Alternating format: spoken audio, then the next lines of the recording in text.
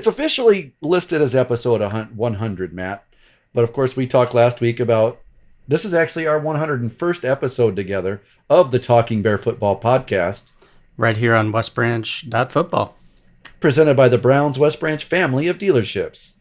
Now, 101 could be 1-1, which is where the Bears' record stands at now, after a Week 2 loss, 17-6, to visiting Waterloo Columbus. It was the first matchup between the two teams at the Little Rose Bowl this week. Next year, it will be at whatever the field in Waterloo is called. Haven't really delved too far into that one yet, but let's dive right into this, and Matt, we'll go to you first. West Branch's defense played very well enough, kept them in the game. Just unfortunate that the offense didn't follow suit and couldn't get anything going against a very big, very physical Sailor front line. Well, no, you're exactly right. Yeah, as Coach Peterson put it after the game, both to the team in the huddle, their post-game chat, but then also when Coach Peterson talked with the Bearcast, Jared Tiley, he said, the defense played well enough to win the game, end quote. But yeah, just the offense had a little bit troubles getting it going, much of kind of what we saw in Week 1 against Lisbon. I think one of the positives that I'm going to take away from Friday is, the defense is still good. Columbus is a really good team. A lot of good skill position guys up there, and they've got some big guys up front too that made it difficult. But I just felt the offense. I saw some progress from Week 1 to Week 2. They just seemed a little bit more organized in everything that they were doing. I thought I saw a lot of good things to keep building on with some good foundations. I was kind of surprised that Andy Henson didn't get much going, but credit to Columbus. They were stuffing and winning the line of scrimmage with 6 or 7 guys most every play, and really just daring us to throw it. So, overall, like I mentioned, I'm not down about this at all. Yeah, I hate to lose, but I think this is what we had. We knew that these first 2 games of the season were going to be really tough. And I think as we talked about in one of our episodes during the preseason, if we come out of this 1-1, which we have, I'm not going to be too upset by that. And Stephen, for you, Matt touched upon where the offense unfortunately couldn't get it going. Where do you see from this, looking at what happened just in game 2, where are the positives? What are the things that they can use, they can put on the whiteboard on the wall to use as, okay, we can use these, put them in our back pocket for the weeks coming up for the offense? Like Matt said, you don't ever want to lose a football game, but it's a good way to kind of allow the coaching staff to refocus these guys and say, okay, these things that we've been telling you, this is why we're telling you that. And if you have a game like the Lisbon game where, we had some things and, we shot ourselves in the foot, but we still came out and we won the game. Oh, okay, cool. Well, then some of those same things might have creeped up again here this week where, maybe the blocks weren't sustained or the routes weren't crisp or, the running back wasn't hitting the hole right. It's a top to bottom thing. This isn't pointing the finger at one spot, but it's those things where you can say, okay, now do you see why when I tell you to block like this or run this route this way or look the ball in or find this lane and hit it like this, whatever the case may be, you've got it on film again, and it's like, if you see this one play, you're right there. And I wrote that down. I got to the point in the fourth quarter especially, I was just writing a bunch of different thoughts down here. I probably won't get to all of them, but one of them was I wrote down youth in capital letters and underlined it because you could see one. At one point, we had 5 or 6 sophomores out there on the field. And number 2, it felt like we were still in the game, just on the cusp. And I think Coach Peterson said it in one of his post-game interviews I saw. We're right there. It's just a matter of getting a little bit crisper with the execution. I'm thinking of, I think there was a play that Carver was rolling out, and it looked like he had a chance to run, and he decided to throw it down the field instead. And that's something where experience, he'll say, you know what, let me take what I can get, especially against a good defense. I'm going to try to scramble and get 6, 8, 10 yards and move the ball a little bit rather than force a throw. A couple of instances where You've got receivers that get themselves open, the ball's delivered, and we just don't look it in. We don't completely secure it, things like that. Some of those blocks that, oh, well, I thought this guy was picking him up. Well, figure out how to communicate it more clearly and understand, here's your assignment, here's how you find that person. And so I think it's some good tools, especially with a young team. And I think this is a team that, they are young, but they're hungry. They want to be coached. They want to learn. They want to get better. And so, it stings to be 1-1 when, the defense did play to a point where we could have definitely won that game if the offense followed suit in some areas. And so definitely, just seeing how this team responds now is going to be really vital for how the next 5 weeks shape up. Are you going to be that coachable and accept some of these things they're saying and work that much harder to do things the right way and get better? That you said 2 times. You really emphasized your voice when you used a word coached, or are you willing to get some coaching? And I think these kids are, and I think that's where this coaching staff is going to look at, hey, West Branch, we're 1-1. There's no need to panic. This is if I would have told you guys through 2 weeks, West Branch is going to have 217 yards of total offense, would you think they would be 1-1? No. I would be hard pressed to say that if we were averaging 217 yards of offense. I mean, against the first 2 opponents that we played. That is correct. I would agree. So the silver lining here is the team is 1-1. Now they get into game next week. We'll talk about Maquoketa Valley here in a little bit, and getting into when we get into the district season. Now these 3 games, they do, Matt. I mean, mentally you're gonna wish, hey, I wish we were 3-0. But when you get to the district season here in 2 weeks, guys, this loss can almost be erased from your memory because you're going to start at 0-0 after week 3. But Matt, before we dive into that, let's continue to talk about Columbus Catholic and the Sailors getting the 17-6 victory. How did it happen? Yeah, so much like last week here, pretty short scoring summary here. Columbus got things started in the first quarter with just a little run up to the line, quarterback sneak, get as low as he possibly can get, and got right in there in the north end zone for probably 6-inch carry or something like that. And I think, just a few plays before that scoring was set up by just an unbelievable throw and catch. Like Peyton Miller in the defense, I don't know what else he could do. It was just a beautiful pass. And then a quarterback scramble pretty much down to the goal line, and then, finished it off there in the end zone. With 4 quarterback snacks. Right. 4 quarterback sneaks, sorry. Right. Yeah, so 7-0 at that point. West Branch answers in the second quarter on a really nice run from Carver Belk, kind of a designed rollout to the left. He decided to go wide open lane. And you could see Carver's speed that he's got and the athleticism that he's got, especially as he kind of dove from a few yards out into the end zone to make sure he got in there. And extra point just wide right. So 7-6 Columbus at that point. And then just shortly, I think it was before halftime, Columbus hits a 27-yard field goal to go up 10-6. And then in the third quarter, last score of the game, Columbus 23-yard touchdown throwing pass for a touchdown. Extra point was good there, so that is how we ended things 17-6. Bad guys. Steven, 17-6. Matt just talked about the final touchdown.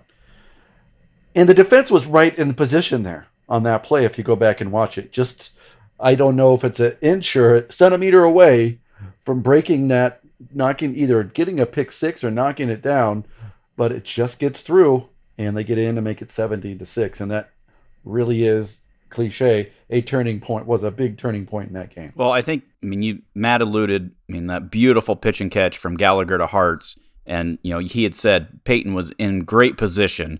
And, the ball was literally dropped into the breadbasket where it had to be. That was a perfect throw.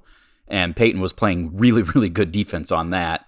And then same thing on that touchdown. It was a perfect throw, and Peyton just missed.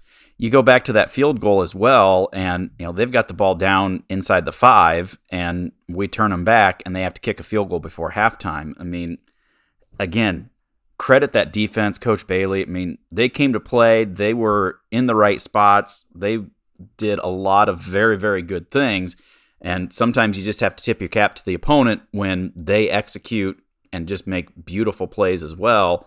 Woulda, shoulda, coulda. Yeah, it would have been great to do a variety of things, but unfortunately, we came up just on the short end of those. Well, Stephen, you mentioned the word execution. I think that's exactly the right phrase to say here. Columbus came out, they executed. Yeah, they didn't put a lot of points on the board, but they scored when it mattered. They made defensive stops when it mattered, and they executed in all phases of the game. West Branch, is executing from time to time here and there, depending on the side of the ball. But I think it's just that execution and those little things, Stephen, that you mentioned before, that kind of all sum together don't quite produce the outcome that you hope it would. And I think, we're just going to have to see those things progress as this young group of kids just gets more experience. Well, and I think, too, looking at it, I mean, Jared Tiley, I asked him a little bit because I said it just feels like this Columbus defense is all over the place and they're in the right spot. And he used the word disciplined. And I think of a couple of examples. I mean, I think early in the game, we had run motion, and a lot of times you may see us flare the pass out there to Andy Henson, try to get numbers, and their outside linebacker just blitzed. He said, you know what, I'm just going to make you make this throw. And then I think later in the game, we tried setting up the running back screen in the middle, and they had 2 or 3 guys that were bearing down on Carver. But then as soon as Andy caught it, there was 2 or 3 guys right around him as well. So, I mean... He was in the air, and there was one on the top and one on the bottom, basically. Yeah. Got so, 1 yard. Again, that's another one of those where, they executed on the defensive side as well and made it that much harder for us to do anything with that football to move it down the field. And here's how I look at it. There are 3 stats that really jumped out to me when I got stats guy extraordinaire Chad Schute's email within 10 minutes of the game being over. Stood out to me immediately. One, I wanted to see the time of possession. I knew it was going to be quite a large gap. It was 10 minutes basically on the number. 10 minutes and 2 seconds more offensive snap time for Columbus Catholic than West Branch. And then I wanted to see the second half yards because I knew there was going to be a significant disparity there. And when you look at it, West Branch in the second half, 1, 2, 3, 4, 5, 6, 7 drives.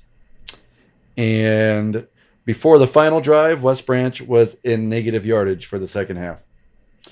So you look at these things, big stats, but little things like time of possession. When you don't have the ball, it's pretty tough to score offensively. I don't know. That's what I've heard. So along those same lines, I mean, you look at the field position game too. I mean, we didn't look at the specific numbers, but short fields again. It was another situation where our offense was pinned inside the 20 most of the night.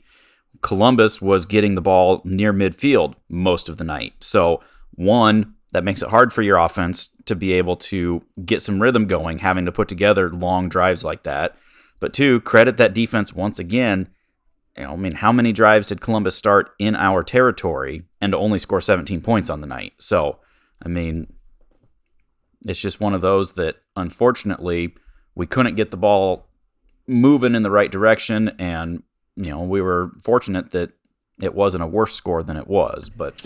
And credit, I think, when I talked about the time of possession, guys, maybe I was the only one to notice it, but I doubt it. I know their coach in the newspaper in Waterloo Courier last week after the game against Jack New Hartford a week ago said they wore us out in the second half. And I noticed throughout the game, maybe this obviously is going to add to that time of possession, when Waterloo Columbus would get a 4, 5, 6 yard gain, that 40-second shot clock or play clock would run down to the single digits on the next play. The quarterback Carter Gallagher would be over talking about the next play with his coach, getting coached. Basically, you could almost say, hey, what kind of popcorn, topping do you want, or a hot dog at halftime? Oh, by the way, go run play number 1, 2, 3. And his team's already there set up. He goes out within 3 seconds. He gives them the play. They're at the line of scrimmage to go. So give them a little bit of a 20 to 30 second rest in between plays. They didn't want the up-tempo game. They kept their energy, and maybe that was a big thing that kept them in the game compared to last week. But 17-6 the final, the Bears fall, as I said, to 1-1. Before we get into talking about next week's game, let's go ahead and, Matt, talk about what happened in District 5. District plays just a couple weeks away, and then the pecking order can start being set up, but there's some strong play going on in this district. Yeah, absolutely. Let's start with Durant at Cascade Friday night. Cascade came out of that one victorious 32-6.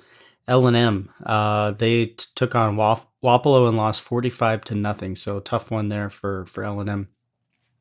Mediapolis played against Tipton, and another shutout there, except this time the District 5 team was the winner, Mediapolis, defeating Tipton 35-0. And then Regina traveled down to West Liberty, just right down Highway 6 there, into West Liberty, and defeated the Comets 34-6. And then finally Wilton took on Northeast, and they won 32-26 in overtime. A couple of quick notes on those. West Liberty was actually leading that game 6-0 against Regina before Regina goes 34 unanswered points and actually made a quarterback change. And on the first two possessions with a new quarterback, 2 touchdown passes. So perhaps you're going to see a lot more of Jack Tierney going forward under center or out of the snap. Is under center kind of a lost art form anymore? I think we know what you mean. You know, right. And then L&M, unfortunately, has not started off the season the way they would like. Through 2 games, they've got 6 points. But don't think they're just in the same position as everybody else. After next week, regardless of the score, they are 0-0 in district play, just like anybody else. So District 5 is going to be a tough one. You're going to have a lot of teams. I think you've got 3 teams undefeated. You've got a couple teams at 1-1 and 1 team at 0-2. But a lot of teams are right there. Durant and Cascade, that was a good game. I was looking forward to seeing the score on that one, fellas, because we know how tough Cascade can be, and they return a lot of guys. And that was a battle probably of 2 of the better running backs in all of Class 1A with junior running backs. Again, 2 juniors, not alone West Branch's Andy Henson, but you have Jack Meester from Cascade, who averaged about 200 yards a game, and then everything, Mr. DeLong from Durant. Nolan DeLong, who is being recruited by the big boys as a linebacker, not as a running back. He was actually in attendance yesterday at Iowa's game against Indonesia. The Hosiers. Touched by Power Massage Therapy is your pathway to healing. Located on Main Street in downtown West Branch, licensed massage therapist Tracy Hartz offers Swedish massage and a variety of spa services. Touched by Power is the only therapist around providing a complimentary foot bath, paraffin treatment on your hands, hot towels throughout the massage, and a complimentary pedicure. Learn more or book your appointment at touchedbypower.com or call 631-1214. Week 3, Maquoketa Valley's on the schedule, gentlemen. In 2020, a season of weird, the Bears had a team back out of the schedule, had to find a game. Maquoketa Valley was available, but only if the Bears could travel up there. It turned out to be a Bear victory, but B, when you look back on it, there's a lesson learned far beyond football as West Branch got to go travel to Maquoketa Valley, and Maquoketa Valley got to remember a couple fallen young people in their community in front of a nice crowd in Delhi and West Branch. To be able to do that, help them out, and in a very minor way, get to play a football game, far more important than football. But this year, it is all business. It's all football, and it's all Maquoketa Valley and the Wildcats. So far in the year, the Wildcats are 1-1, coming off a 40-22 victory over the Knights of North Cedar. The game was not at Doug Jackson Field, as evidenced by the score, Matt, because if it were, there's just no way that the Wildcats could have pulled that one out. But they did 40-22. Going to be a fun game. And if you look at their statistics, West Branch's defense is going to be tested. Again, as it has, it's answered the bell so far. But this week, it's got to answer the bell in a different way with a running back that's averaging about 179 yards per game. and AJ Ombundo. That's the first thing that stands out to me, gentlemen. Yeah, he's the guy that he is their offense, so to speak. I mean, it's he's kind of they're primarily a run first team, but they will put the ball in the air from time to time, and when they do, it's likely going to Mbundo, and if it's on the ground, it's likely in his hands. And there are a lot of times too where he's quote unquote under center, and either keeping it on quarterback runs or even swinging it out. Kind of to the edges. He technically doesn't have any official passes on the season according to their stats, but According to the film, he threw like 3 or 4 in the first half. So exactly, yeah, he's got quite a few that I guess you could maybe consider them rushes because they're laterals. But yeah, he's kind of a triple threat kind of guy, and I think as he goes, they go. I mean, heck, in week 1 against North Cedar, Mac Valley showed what they can do when they've got things going right. 400 yards rushing and 6 touchdowns. And then week 2 against Southwind, just completely shut down. Just 58 rushing yards. 41 of them was on one play on the first drive of their game. Outside of that, they were just, pretty much shut down. And I think the key for West Branch here is just going to, again, we sound like a broken record, but that defense just stopping Mac Valley here. And that's what Southwind was able to do. Watching back that film, they had 7 guys in the box pretty much the whole night, just daring them to throw it, getting into the backfield, stopping things right at the line. And so, I think this is going to be another game for the West Branch defense to help pull things out. Steven, when you look at you've looked at the film, obviously, but when you look at the roster, what thing stands out to you? What player and what sort of highlight of him stands out to you? Well, I mean, of course, Umbundo is the first one that really jumps out. But, I mean, Matt's kind of touched on that. But I'm looking at TJ Cook. He's a freshman at quarterback. Only 29% completion, only 34 yards. But, just seeing some of the throws that he's made, I mean, he's a decent-sized kid. I mean, I think he's like 6'2", 6'3". I'm trying to find it here real quick. Yeah, 6'3", 175 as a freshman. And to be triggering things for a varsity offense. So he's going to be one that's going to be interesting to see how he develops. A couple of his throws, you could see, give him a year or 2 of experience, and, he's able to get a little more strength, a little more zip, a little better decision-making. But, he's just one of those that I'm interested to see how he translates out onto the field and tries to put things together. And then at the same time, they're kind of like us. They've got some youth. I mean, they've got another freshman, I think, that starts on the defensive side. They've got quite a few sophomores and juniors as well. So this is going to be 2 really young teams going at it. And, I think both sides are looking for some positive momentum, some, things to just kind of get some confidence built into them. And I think we talked about this in the preseason, hey, you go 0-2 in those first games, potentially. You come back, you've got this Mac Valley and then L&M.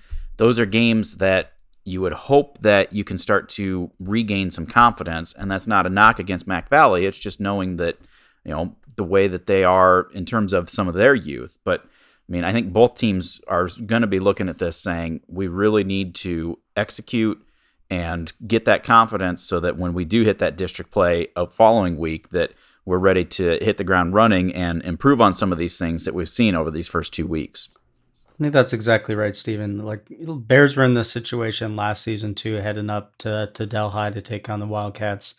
They were at 2-2, 500, had lost two games early on, and after defeating Wilton the week previously in pretty convincing fashion, they came up to Delhi and even more convincingly beat the Wildcats then to have their second of 4 straight wins heading into the playoffs. And so I think you're exactly right. I think both teams are going to be looking for that momentum to carry them on through into district play, but also that momentum through the rest of the season. One thing I want to talk, you talked about the youth of that football team of the Wildcats, Stephen. I think last year, a name we brought up defensively as a freshman, who's obviously now a sophomore, was Aiden Salo. Led the team in tackles for loss. You look at the stats again this year, he leads the team in tackles through 2 weeks, and he's second, 2.5 tackles for loss. So this kid is going to keep getting better and better. He's going to be a menace for the offensive line that is getting a little bit better, hopefully, each game for West Branch. But they're going to get a test from that kid, and obviously trying to stop the rush of Ombundo. Yeah. So, all in all, guys, it's a road game. It's a long trip. It's an hour and 15-minute drive. You'll see where you are for a young team, how they can react to A, a long bus drive, B, a very big road game. Big road game when you think about how last week ended, moving into just trying to get some confidence and get a win, but on the road. If it were at home, maybe a little less pressure as far as mental pressure because you feel more comfortable. But on the road, you never know. And it's a beautiful setting, as we've been there many, many times. I look forward to playing Friday night and seeing great concession stand, by the way. So Jared Tiley better bring his A game and his appetite, because I think he's going to enjoy it. I mean, Jerry Flagle always talked about that was one of the best places to eat. Speaking of that, I'm not going to mention any names, but I did get a check today from an anonymous donor that really loves the Bearcast crew and gave some money for us to be able to purchase some concessions or food on the way home for the road trips especially, or even at home if we want to. So we got a little slush fund, Matt, that we can tap into. So very nice. A slush fund. So thank you very much to that anonymous donor for your kind contribution. And we're going to end the build up, and to build up to Picks to Click, let's hear from Hodge Construction. Hodge Construction is a leader in developing commercial and academic spaces, multifamily condos, townhomes, and more. Hodge Construction began in Iowa City in 1981, focusing on residential construction.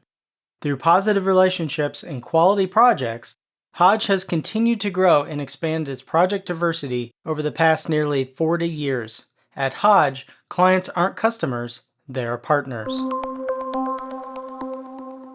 Picks to Click, week 2. Matt, who'd we have last week? I never remember who we have. It's like that scene in Wedding Crashers when his mom's in the kitchen. I never know what she's doing back there. What are you doing? The meatloaf. Mom, So who'd we have? where's the meatloaf? Matt, where's our Picks to Click? Yeah, all right, here's your Picks to Click. Shut up. Jason, you had Peyton Miller. I had Andy Henson. And Stephen, you had Brady Hunger. Honestly, I think I got to give it to Brady Hunger. He had a really good game last 2 weeks. I think he's done really well from that defensive spot. I think he's really taken his role in stride so far this season. I know he was pretty excited about it in the preseason, Jason, when you talked to him at Media Day. But I think he's really shown the last 2 weeks that he's there to play. Well, I mean, the Patrick Mahomes haircut was the big addition to his game. That's confidence right there alone. I mean, he said they're cousins one way or another. I don't know how, but we all are related in one way, shape, or form. So maybe that's it. Maybe just that genetic bond is really bringing his game up. So, well, Matt, Stephen went first in week 1. I went first in week 2. Guess what? You can have week 3. This is tough. I mean, I think there's a lot of kind of like Brady Hunger type of guys that are really, coming out so far in these first 2 weeks. They don't get their names in the paper. They don't get the spotlight here in the podcast and the Bearcast and that type of thing, but just really good core foundation guys that really make this team go. And I think I'm gonna take another one of those, Wyatt Federlin. I'm really impressed with his defensive play, just the energy that he brings. So I'm looking forward to him to help carry this team forward. No cap? No cap, what, Matt? what does that mean? That means, you're not lying. You're not, that's what the kids say. No cap, no lying. You want Wyatt Federlin. I don't know why we make up words. Just Exactly. Me too. That's one of Wyatt's favorite words. That's why I said it. So he always say, no cap. Okay, That's no cap. You're then. lying. Okay. No cap. Right now, I'm just picturing Jason with just looking like Steve Buscemi. What's up, young kids? Or I'm a hip Stephen in high Griggs. school. Who do you want? I'm gonna go similar vein. I'm gonna go with Kinnick Belk. I think that he showed some good things defensively last week as well, and I think he's poised to do some things offensively to kind of help this team kind of springboard forward. So, Kinnick Belk. no cap. Now, no cap. Pick to click for me in week 3. I put a lot of thought into this, a whole 10 seconds, because that's how much time I'm buying right now to come up with one. No, actually, my pick is Holden Arniman. I think that's a really good pick. Good answer. He had a couple of nice catches, showing some things as a sophomore. And I think you'll start seeing him pick his game up on the defensive side as well. He'll start seeing more action now that he's back in the 3-1-9 to play. So that's the picks to click for this week. If you want to join in, we say it every week. Nobody does. They used to, but they don't anymore. This is episode 100. How can Stephen, if they want to keep up with West Branch Bear football, and if they really want to maybe add their name on the pick to click or give us their 2 cents, we'll tell. If you say, hey, here's what I saw in this game, we'll even mention you live or mention you in our recording perhaps. But here's how you can do it. You call Jason Miller, 319-55. Oh, wait, no, I'm just kidding. 0198. Go to Twitter at WB Bears Football. Go to Instagram at WB Bears Football. Go to Facebook. Search for West Branch Football. Or all of the videos are posted to YouTube, and there's a way on YouTube that you can click subscribe, and you'll get a notification as soon as those videos are uploaded. So if you haven't done that yet, search West Branch Football.